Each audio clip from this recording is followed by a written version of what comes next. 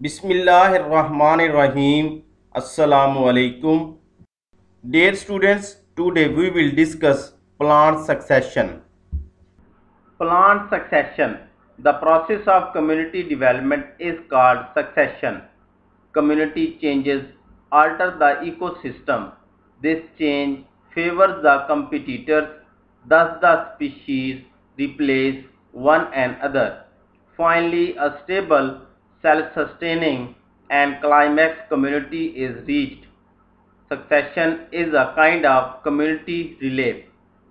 Community development का process plant succession कहलाता है। कम्युनिटी में होने वाली तब्दीलियां इकोसिस्टम को तब्दील कर देती हैं। इकोसिस्टम में होने वाली तब्दीली कंपटीटर्स को फेवर करती है। इससे एक स्पीशी दूसरी स्पीशी को रिप्लेस करती है। आखिरकार स्टेबल, सेल्फ सस्टेनिंग और क्लाइमैक्स कम्युनिटी बन जाती है। सक्सेशन कम्युनिटी रिले की एक किस्म है। In this case plants and animals replace one and other in a sequence. That sequence is predictable. The diverse and precise changes occur during succession. These changes take place according to changes in the environment in which succession occurs. Certain general stages of succession can be easily recognized. इस तरह plants और animals sequence में एक दूसरे को replace करते हैं। वो सीक्वेंस प्रिडिक्टेबल होता है। सक्सेशन के दौरान डाइवर्स और प्रिसाइज चेंजेस होती हैं। ये चेंजेस माहौल में होने वाली चेंजेस के अकॉर्डिंग होती हैं जिनमें सक्सेशन होता है। सक्सेशन की कुछ जनरल स्टेजेस को इजीली रिकग्नाइज किया जा सकता है। Each succession begins bye a few Hardy invaders called pioneers. Succession ends with the diverse and relatively stable climax community. A community in which population of different species remain uniform is called climax community. Her succession Chand Hardy invader से शुरू होता है जिन्हें pioneers कहते हैं। Succession एक diverse और निस्बतन stable climax community के साथ ख़त्म होता है। ऐसी कम्युनिटी जिसमें मुख्तलिफ स्पीशीज़ की पॉपुलेशंस यूनिफॉर्म रहती हैं क्लाइमैक्स कम्युनिटी कहलाती है। Major forms of succession. Succession of dry land takes place in two major forms. First, primary succession. Second, secondary succession. Dry land पर सक्सेशन दो मेजर फॉर्म्स में होता है। Number 1 primary succession, number 2 secondary succession. Primary succession, the formation of ecosystem from bare rock, sand or clear glacial pool where previous life does not exist is called primary succession. In this case, the ecosystem is formed from the start, so it is a long process. It often requires thousands of years. Bare rock, sand या clear glacial pool जहां पहले ज़िंदगी नहीं होती से ecosystem का बनना primary succession कहलाता है। इसमें इकोसिस्टम स्टार्ट से बनता है, इसलिए ये लॉन्ग प्रोसेस है। इसके लिए अक्सर हज़ारों साल लगते हैं। प्राइमरी सक्सेशन में start in any habitat. Succession may be Hadrosaur, Derosaur, Xerosaur, Samosaur and Halosaur. Hadrosaur, in this case, the primary succession occurs in a pond. Derosaur, in this case, succession occurs on a dry soil or rock. Primary succession किसी भी habitat में शुरू हो सकता है। Succession हाइड्रोसेयर, डीरोसेयर, जीरोसेयर, सैमोसेयर और हेलोसेयर हो सकता है। हाइड्रोस्फीयर में प्राइमरी सक्सेशन पॉन्ड में होता है, जबकि डीरोस्फीयर में प्राइमरी सक्सेशन ड्राई सॉइल या रॉक पर होता है। Xerosphere, in this case, succession occurs on dry habitat. Plants growing in xerophytic conditions are called xerophytes. Xerophytes can withstand prolonged periods with water storage. Water is stored in a large parenchyma tissue in succulent plants like cacti. Other xerophytes have leaf modifications for storage of water. Xerosphere में succession dry habitat पर होता है। ज़ीरोफिटिक conditions में grow होने वाले plants को ज़ीरोफाइट्स कहते हैं। ज़ीरोफाइट्स वाटर स्टोरेज के साथ लंबा अरसा गुजार देते हैं। सकुलेंट प्लांट्स जैसा कि कैक्टाई में लार्ज पैरेन्काइमा टिश्यू में वाटर स्टोर होता है, जबकि दूसरे ज़ीरोफाइट्स में वाटर स्टोरेज के लिए लीफ मॉडिफिकेशंस पाई जाती हैं। Samosphere, the succession which occurs on sand dunes is called Samosphere. Halosphere, the succession which occurs on saline soil is called Halosphere. Samosphere में सक्सेशन सैंड ड्यून्स पर होता है, जबकि हेलोस्फीयर में सक्सेशन सैलाइन सॉइल पर होता है। Secondary succession, the formation of a new ecosystem after the disturbance of an existing ecosystem is called secondary succession. The disturbance may be in the form of forced fire or abandoned farm field.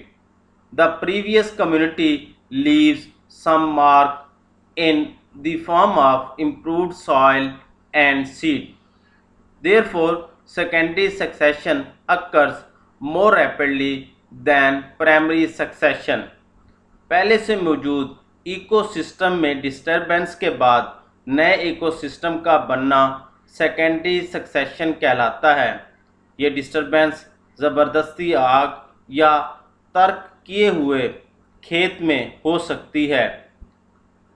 Previous community improved soils और seeds की सूरत में कुछ निशानात छोड़ देती है, इसलिए primary succession की निस्बत सेकेंडरी सक्सेशन बहुत तेज़ी से होता है। Autogenic succession, the succession in which organisms themselves bring changes in the environment during succession is called autogenic succession. The organisms cause changes in the soil. These changes include accumulation of organic matter in the form of humus or litter, alternation of soil nutrients, and changes in soil pH. The structures of plants themselves can also change the community. ऐसा succession जिसमें succession process के दौरान जानदार खुद माहौल में तब्दीलियां लाते हैं, ऑटोजीनिक succession कहलाता है। ऑर्गेनिजम्स सॉइल में चेंजेस लाते हैं।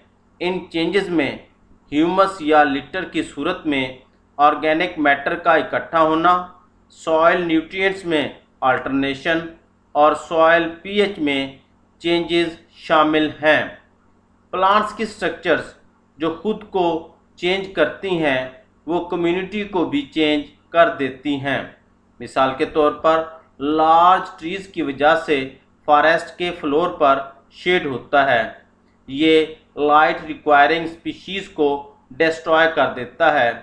इस एरिया में शेड टॉलरेंट स्पीशीज़ एस्टैब्लिश होती हैं। Allogenic succession, the succession in which external environmental factors cause changes in the environment during succession is called allogenic succession. Soil erosion, leaching, or deposition of silt can change the soil. Similarly, clay can alter the nutrient content and water relationship in the ecosystem. Animals also play an important role in allogenic changes. They act as pollinators, seed dispersers and herbivores. ऐसा succession जिसमें succession process के दौरान external environmental factors माहौल में changes का बायस बनते हैं, allogenic succession कहलाता है। सॉइल इरोजन, लीचिंग या सिल्ट की डेपोजिशन सॉइल चेंज कर सकती है। इसी तरह से क्ले इकोसिस्टम में न्यूट्रिएंट कंटेंट और वाटर रिलेशनशिप को चेंज कर सकती है। एनिमल्स भी एलोजेनिक चेंज में अपना रोल प्ले करते हैं। एनिमल्स पोलिनेटर्स, सीड डिस्पर्सर्स और हर्बीवोर्स के तौर पर एक्ट करते हैं। Development of succession, the process of community development is called succession. Different stages are involved in the development of succession in a bare area. These stages are migration, species, aggregation, competition reaction and stabilization. Community development का process succession कहलाता है।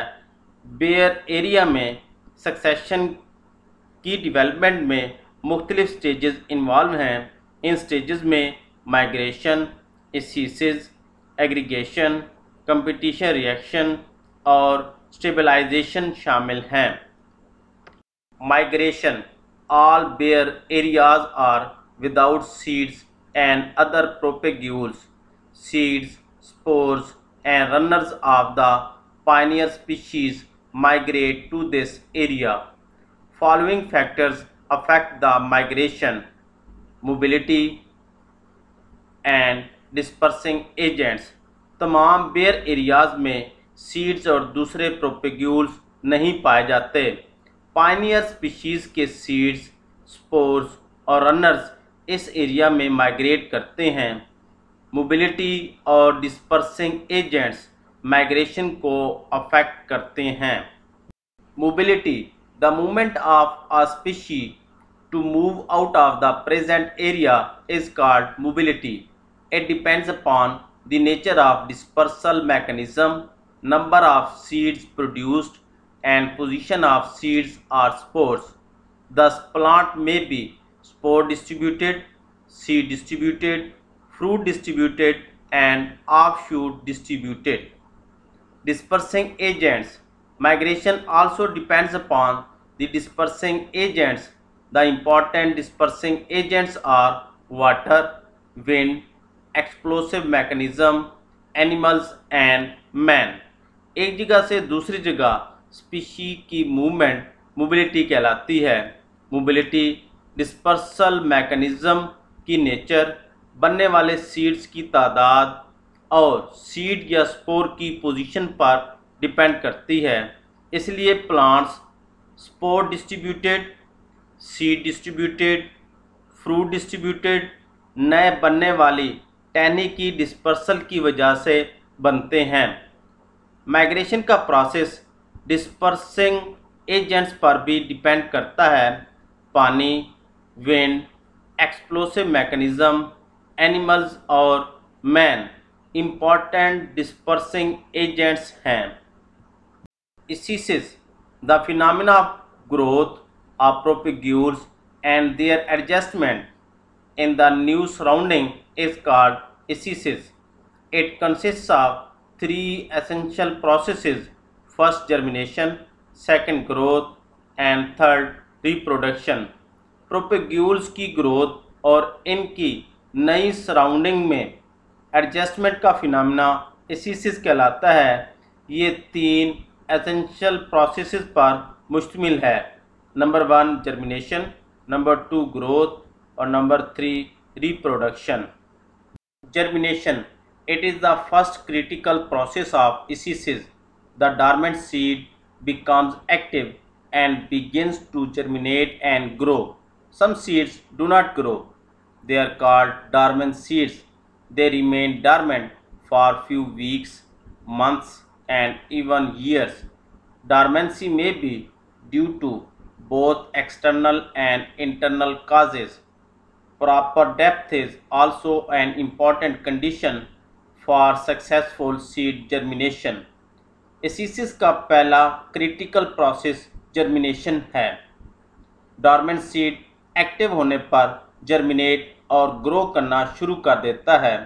कुछ seeds grow नहीं करते, उन्हें dormant seeds कहते हैं। ये सीड्स हफ्तों, महीनों और सालों तक डॉर्मेंट रहते हैं। डॉर्मेंसी एक्सटर्नल और इंटरनल वजूहात की वजह से हो सकती है। सीड जर्मिनेशन के लिए मुनासिब डेप्थ का होना भी सक्सेसफुल सीड जर्मिनेशन के लिए ज़रूरी है। Growth: the seed germinates, grows and develops into seedling. It is very critical stage for the survival of plants. There is an excessive competition among themselves and with other species. Competition may be for space, nutrition, water and light. Reproduction: the plant grows and becomes mature, then it develops different reproductive structures. Some plants reproduce asexually, while some undergo sexual reproduction. Seed germinate और growth के बाद seedling बनाता है। ये plants की survival के लिए बहुत ही क्रिटिकल स्टेज है। स्पीशीज़ का आपस में और दूसरों के साथ एक्सेसिव कंपटीशन होता है।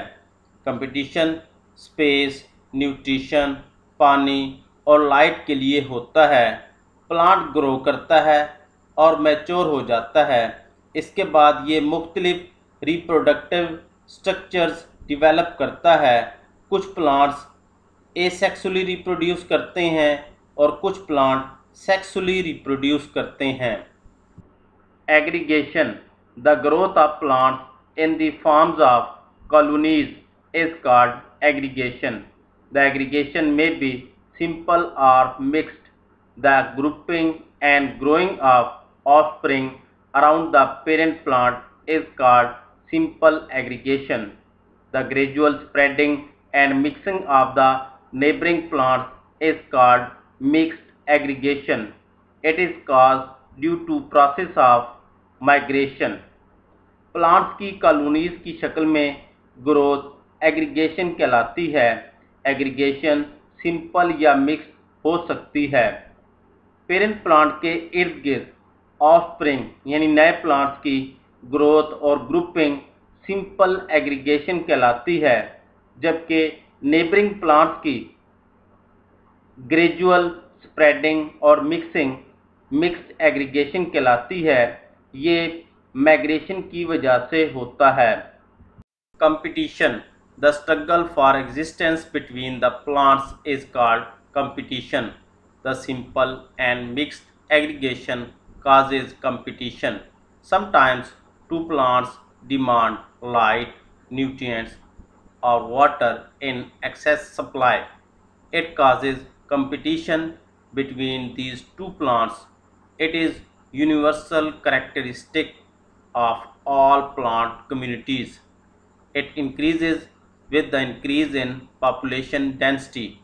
प्लांट्स की आपस में बका की जिद्दोजहद कंपटीशन कहलाता है। सिंपल और मिक्स्ड एग्रीगेशन की वजह से कंपटीशन होता है। बाज़-औक़ात दो प्लांट्स लाइट, न्यूट्रिएंट्स या पानी एक्सेस में डिमांड करते हैं।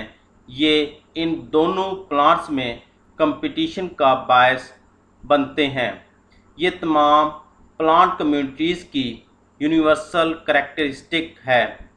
ये पॉपुलेशन डेंसिटी बढ़ने से बढ़ता है। There are two types of competition. First, intraspecific competition. Second, interspecific competition. Intraspecific competition: the competition within the individuals of the same species is called intraspecific competition. These individuals have same demands, so it is more severe. Interspecific competition: the competition between different species is called interspecific competition. Different species have different requirements for water, nutrients and space, so it is less severe form of competition. Competition दो तरह का होता है. Number 1 intra specific competition, number 2 inter specific competition. Intra specific competition ऐसा competition होता है जो एक ही स्पीशीज़ के अफराद के दरमियान पाया जाता है. इंट्रा स्पेसिफिक कंपटीशन में तमाम इंडिविजुअल्स की सेम डिमांड होती है. इस वजह से ये कंपटीशन बहुत सवेर होता है. जबकि इंटर स्पेसिफिक कंपटीशन ऐसा कंपटीशन होता है जो कि मुख्तलिफ स्पीशीज़ के अफराद के दरमियान पाया जाता है. मुख्तलिफ स्पीशीज़ के अफराद की डिमांड मुख्तलिफ होती है. इस वजह से इंटर स्पेसिफिक कंपटीशन कम सवेर होता है.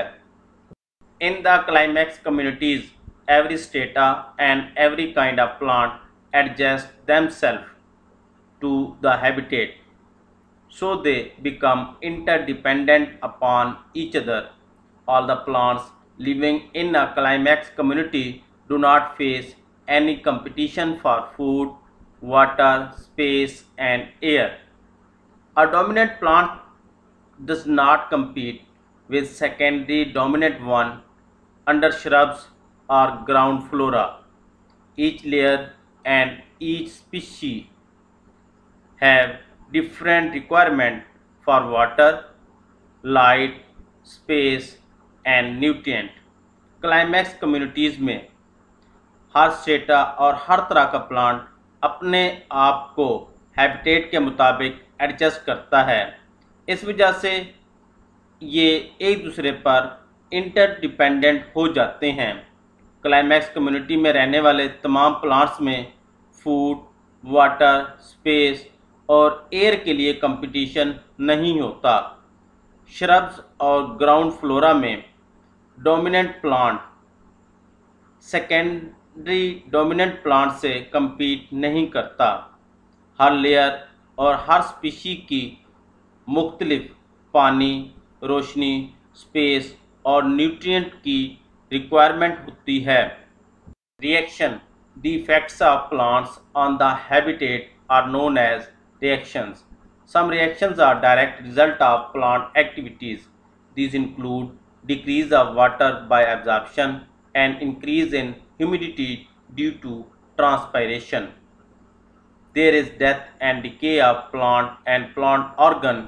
It adds organic matter into the soil. Therefore, the physical and chemical properties of soil are changed. Thus, soil fertility is increased and water holding capacity of soil is improved. Plants के habitat पर effects reactions कहलाते हैं. कुछ reactions plant activities का direct result होते हैं. इनमें water absorption का कम होना और ट्रांसपिरेशन की वजह से ह्यूमिडिटी का बढ़ जाना शामिल हैं. प्लांट्स या प्लांट्स ऑर्गन की डिके या डेथ होती है. इससे सॉइल में ऑर्गेनिक मैटर ऐड होता है. इसलिए सॉइल की फिज़िकल और केमिकल प्रॉपर्टीज़ चेंज हो जाती हैं. इस तरह सॉइल फर्टिलिटी इंक्रीज़ हो जाती है और सॉइल की वाटर होल्डिंग कैपेसिटी इम्प्रूव हो जाती है. Stabilization. Many reactions have taken place in the community and habitat. Now a time has come that no reaction is possible. Therefore, now the habitat cannot be modified further. At this stage, a stable and complex community is formed. It becomes more or less permanent and stabilized. Now this community is fully developed, stable and self-perpetuating. It is in equilibrium with climate. This type of community is known as climax community. Community और habitat में बहुत से reactions होते हैं. एक वक्त ऐसा आता है कि कोई रिएक्शन नहीं होता, इसलिए हैबिटेट मज़ीद मॉडिफाई नहीं होता। इस स्टेज पर ये एक स्टेबल और कम्प्लेक्स कम्युनिटी बन जाती है। ये कम या ज़्यादा परमानेंट और स्टेबल हो जाती है और ये कम्युनिटी फुली डिवेलप, स्टेबल और ख़ुद को बरकरार रखने वाली है। ये क्लाइमेट के साथ इक्विलिब्रियम में है। इस तरह की कम्युनिटी को क्लाइमैक्स कम्युनिटी कहते हैं। डियर स्टूडेंट्स, आज का ये लेक्चर यहाँ ख़त्म होता है। अल्लाह हाफिज़।